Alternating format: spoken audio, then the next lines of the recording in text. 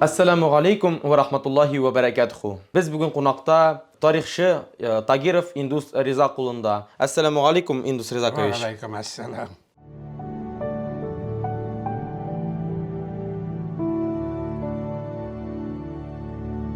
Bizning Indus abini albatta bilamiz, u bizning shtabda da bo'lgan bor. U bik ko'p kitap yozuvchilari, tarixchi. Ham endi so'zimizni men Indus abiga berasim kela. Indus abi, o'zingiz turida azroq silab ketsangiz edi bizning tomoshabinlar uchun. Men birinchi председатель kongressning. Ham birinchi yo'lni ochib boruvchi. Albatta men o'zim gina tugul, mening tilakdoshlarim, hokimiyat, ham endi albatta prezidentlarimiz har vaqt menga yordam etib keldi. Birga bo'ldik. Ham o'ngishlarga yetib yashadik shundan da. Tatar dünyasına yol yarıp baru. Şuşu rəvişdə yığıntılarımızı arttırу Tatarlarga. Hem şuşu rəvişdə iş etü bizning maksatıydı. Şuşu maksatqa biz erişə aldıq deb sanayım.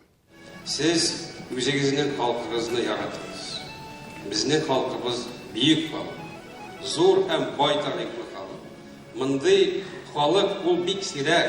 Tatar bulu bəxti umuman bik sirək kişi. Siz edi birinchi kongressning birinchi председателі bo'lib turasiz. Оның менә башлаган вакытта нинди авырлыклар килеп чыкты, нинди менә төрле бар бит тойгалар чыкты, нинди менә сез нинди авырлыкка душар булдыгыз сез эшләгән вакытта? Tatar kişisi ol her vakit bir-birisi bilen türlü rəvişdəki bağlanışda. Anlaşılmaları da, hem karşılıkları da, bitirisi de bola. Mına maksat şuşularını yengip, ötüp, Tatarını bir bütün millet hem bir maksatdağı rəvişdə göstərdi bizim için maksat idi, şuşu rəvişdə. Şunun için biz elbette en birleşik işlerimiz bulup, şuşu Tatar yaşayan yerlerden kubisini eğlenip çıktık. Aralar bilen, Tatarlar bilen aralaşıp, onlar bilen anlaşıp, şuşu rəvişdə. Hem indi kongresini elbette şun mağnasında şuşu ruhi yetekçiliğin barlıkka getirdik. Hem şuşu rəvişdə kongres bugün işin devamlı idi.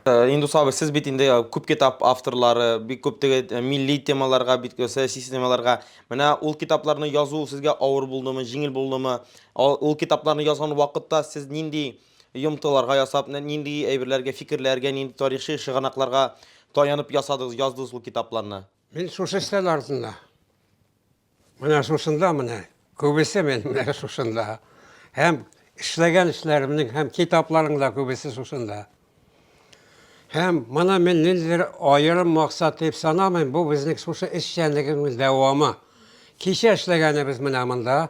Hem şuşu rəvişdən arqa bəyə veru, hem şuşu bəyə rəvişində kitaplar barlıqqa keldi.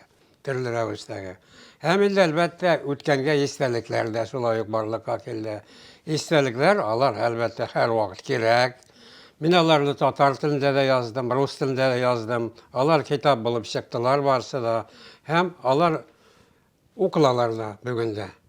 Менә безнең сезнең уйлавыча хәзерне татар теленең халаты нинди хәлдә? Менә 90нчы елларда без чагыштырсак, хәзерге чагыштырсак, аның үзгәреше бармы? Алда киттекме, арткарак киттекме? Менә шундый сорау бар. Менә бүгенге көннең иң зур уңышы дип саныйм мен бүгенге көнне. Бүгенге административ Tataristan yanaşasında anın bilen birlikte ruhi Tataristan barlıkka keldi.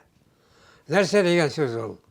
Tatar kişisi koydagana yaşamasın. Avustralya'da mı, Amerika'da mı, Rusya'da mı? Ol özünün tarihi vatanı etip Tataristan'ı sanay. Ruhi başkalası etip Kazan'ı sanay. Hem şuşu rəvişdə yaşav, ol Tatarının yaşav rəvişine, onun fikir yeltüsüne yığıntı yasap gele. Hem indi biz ayta alabız bugünkü günne, köpçülük Tatarlar özlerin birden bir millet etip his eteler. Onlar elbette internet yerlemede bik zor. Çünkü Tatarlar oralaşıp duralar. Koydagına yaşamasınlar. Buna gerek iken biz iltega melik Tatarlar bilen şıraşabız, sileşabız. Onlar da bizge şulay çıkıp duralar her vaksada.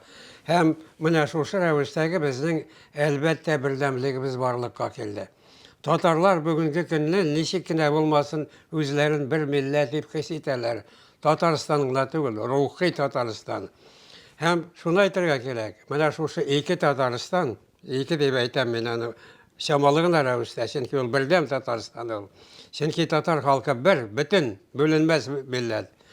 Şuшы ravishda yaşaw bizning bugungi kunda Rossiya için bek de faydalı. Ne için degende, çünki Rossiyaga karşı kişiler bugün arttı. Ona karata sanksiyalar hem bigrek de Künbatış illerinde artkandan artatırdı zamanında. Hem şuшы vakıtta Tataristan Rossiyaga yol yarıp bardı. Çünki ona İslam dünyası, Türkiye dünya tanıy Tataristan'ı, Tatarlarını tanıy. Hem şuшы ravishda Rossiya isminden Tataristan alga şuşulay vardı. Hem Rossiyani bugungi kunda mana şuшы İslam dünyası bilen beyledi. Dolusu bilen. Biz ayta alabız bugungi kunda Rossiya nindidir ayırım ravishda bölünüp yaşay turgan tugul, şuşulay nıklı ravishda ayakka basıp taratıgan devlet bolup tura. Ağırlıklar elbette yeterli. Alar bek köp. Alar her vakit barkın sayın barlıkka kele. Lekin alarını jengerdey kişte toru kele. Mına mında şunu aytırga kerek. Tataristan. Eğer de biz Tataristan'la tek Rossiya sastavındagi bir respublikaga aytib sanaymiz eken, ol dürüst tugul. Bugungi kunda negizde işe Tataristan özünün sosu statusundan sekirip çıkaldı.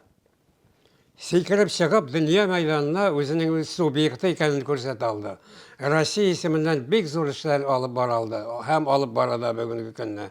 Onu Tataristan'ı tanıylar, onu zorlaylar. Hem mana endi elbette aytaylik mine BRICS deganlik bo'ldi. Şara bo'ldi. Şuшы şarada 50'den artık millet vekilleri, onların yetekçileri katlaşasısında.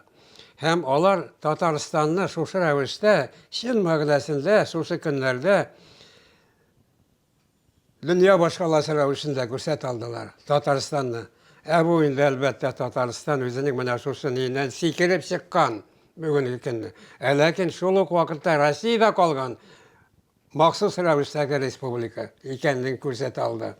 Tatar faktoru bugungi kunda ortgandan orta bor albatta. Problemalarım bolar ko'pdan ko'p. Eng birinchisi men aytar edim til masalasi. Chunki bizga bugungi kunda Tatarlar qoidagina yashamasinlar, şuşı tilimizni Çin ma'nosida yaxshi bila turgan millat etish kerak. Hem bu ish yengil tugul hech kimada. Bek og'irliklar bilan lekin olg'a bora. Turli o'rinlarda mana maxsus ravishda ishlay turgan uyushmalar bolalar bilan ishlaylar. Tilimizni nig'italar shuniga. Tilimiz bit zamonida bizning Çin ma'nosida ol dunyo ko'lam til bo'lgan. Aytaylik 15-asr. Bu Tatarlık şeşek atkan vakti yılları. Bu Tatar dilinin tantana etken vakitleri yılları. Hemine eğer de Afanasy Nikitin degenin kitabın Hajjeniye Zatri Mole deyip atalı ol kitap. Açıp karasak biz onu görürüz, yarılıp yatanda. Bu kişi kim? Ol sevdegar. Ol öz işleri bilen Indiya bara. Indiyada Tatarlar yetekçiligi. Hem yıl boyu Tatar dili tantana etip bara. Eğer de bu kişi özü Tatar tilini bilmegen bolsa, belki ol Indiyaga barıp da jete almagan bolar idi. Belki ondan koytada almagan bolar idi. Hem onun Çin mağazasında şuşı televizini biliyor, kitabında çakılışta var. Cümleler dolusu bilen Tatar tilinde yazılganlar var. Niçin? Kitap etil yönetilgen Rus okuşularına. Demek onun okuşuları bu tilde yaxşı bilgen. Aytaylik anlaşıldı sizler. Bu yerden de motor yok, yer yoktur deb yaza ol Rossiya turunda. Rossiyani maqtab, ala yaratganligini ko'rsatib. Lekin bir Tatar tilinde. Ne için Tatar tilinde? Çünkü o vaqtdagi o'quvchilar shular Tatar tilini yaxshi bilganlar. Mana biz bugungi kunda shuni qaytarib ravishida yashaymiz. Akırın, jengil tugul hech kimada. Çünkü hamma narsani yo'qotish jengil. Keri qaytaruv. Ol og'irdan og'ir. Shuning uchun bugungi kunda bu ishlar bor albatta. Ләкин biz әйтә алабыз, килеп җитәчәк бер вакыт, әлбәттә, татар теле әлбәттә тагын менә шушы рәвешкә кайтачак. Кайтачак, монда һич кенә шик юк. Монда ни өчен моны махсус рәвештә әйтәсем килә? Чөнки буыннар алмашыну дигән нәрсә бар. Безнең 15-нче гасырдагы татарлар, алар бүгенге татарлар түгел. Бүгенге татарлар да иртәгәге татарлар түгел. Буыннар өлгерә тора. Яшьләр, бигелдә яшьләр бүгенге көнне менә чын-чынлап мин аны күреп торам, карап торам, күзәтеп торам. Телебезгә кызыксынуны арттыра торалар. Һәм инде без әйтә алабыз, безнең киләчәк буыннарыбыз үзебезнең телебезне ул вакыт әле тиз генә җитмәс, ләкин ул була, телебез тантана итәчәк яңадан сүзләр. Иншаллах, әлбәттә. Риза абый, менә шундый сорау бар. Менә безнең бик күп хәзер шундый статистика бар. Мәчетләрдә дә, ЗАГС җирләрендә бик күп яшьләр, татар яшьләре аералар. Теге никах укыйлар да, бер-ике ай торалар да, аннары аерылашалар. Менә сезнең уйлауча ничек аны юк итәргә, ничек менә гаиләләрне сакларга, озак гомер буе яшәргә дип менә сезнең фикерегез нинди? Менә нинди уйлавыгыз ул тема мәсьәләне Инде чыгыша? әйткәнемчә, үз ара каршылыклар да һәр вакыт булган. Ул һәрбер халыкта бар, бездә дә бар, бәлки артыграктыр да. Әгәр дә шулай булмаган булса, заманында без дәүләтләр үзә югалтмаган булыр идек. Менә бүгенге көнне дәүләтләребезне кайтару өчен безгә менә шушы бердәмлегебезне ныгыту, барлыкка китерү яңадан. Шушы максат безнең әлбәттә. Әлбәттә каршылыклар алар буладыр, һәр вакытта булсыннар. Ләкин бер юнәлештәге, юнәлеш нинди? Иртәгәге татар. Татар мәңгелек халык.